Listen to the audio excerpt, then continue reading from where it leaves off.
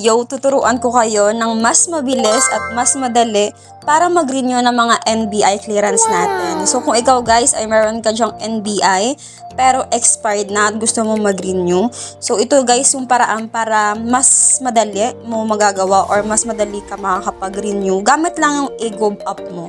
So kung meron ka nito, ayan, magagawa mo to guys na ituturo ko sa inyo.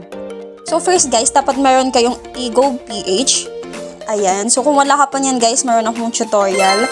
Ayan guys, para magkaroon kayo ng account nito sa eGov app. So kung meron na kayo niyan guys, meron na kayong account, i-open mo lang yan. Ilagay mo lang yung PIN mo dyan or password para ma-open mo yung account mo.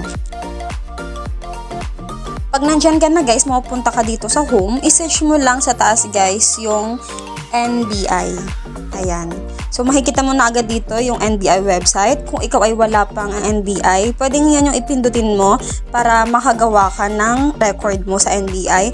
Pero kung clearance ka na lang guys or renewal, ayan, pindutin mo tong NBI clearance. So nakalagay dito, the fastest way to renew your NBI clearance. So dito guys, lalabas dito yung dati mong record, which is yung expired na. Tapos dito na rin natin i-request na magpa-renew. So as you can see guys, nandito ang aking na-expired na NBI. So ayan, makikita mo na rin dito yung number mo sa NBI. Tapos ayan, i-check mo lang yung mga details mo muna dyan kung tama lahat, kung updated. After nun, kung tama, check mo lang sa baba. Tapos pindutin mo yung renew clearance. So pag nandyan ka na guys, mamimili ka dito ng door-to-door delivery ba or for pick up. Kung i-click mo guys, kung pipiliin mo yung door-to-door delivery, ayan, hindi mo na kailangan pumunta pa sa mga NBI na office. I-deliver na lang yan ng door-to-door mismo sa bahay mo. Ayan, may charge nga lang siya guys na 200 pesos. Pero kung pipiliin mo guys yung for pick up, for free naman siya dito. Ayan, kaso nga lang, pwede mo lang siyang maklaim sa pinaka-main ng NBI clearance. So, nakalagay dito, NBI clearance center sa main office.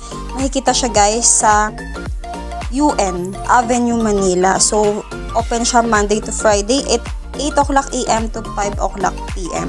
Ayan, libre nga siya guys, pero kung malayo ka dito sa lugar, sa main office ng NBI is medyo hassle.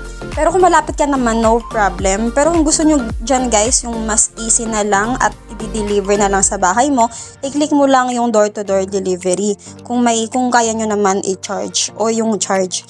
So, ang total nito guys is 360. Ayan, no hassle naman na yan guys, i-deliver na lang yan sa bahay mo. Tapos i-click mo lang guys yung pay 360. Ayan, processing na siya.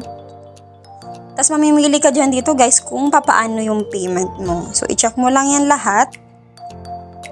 Ayan, basahin mo yan kung gusto mong basahin. Tapos i-agree mo lang yan guys. Basahin mo lang yan, tapos proceed mo. Tapos dito guys, ayan, makikita mo na dito yung mga details mo kung saan i-deliver yung NBI. So, ganun lang guys. Tapos after nun, madidetect ka na, pupunta ka na sa GCash mo para mag-payment. Tapos yung mag-antay ka lang para ma-deliver na mismo sa bahay mo. So, ayan lang guys.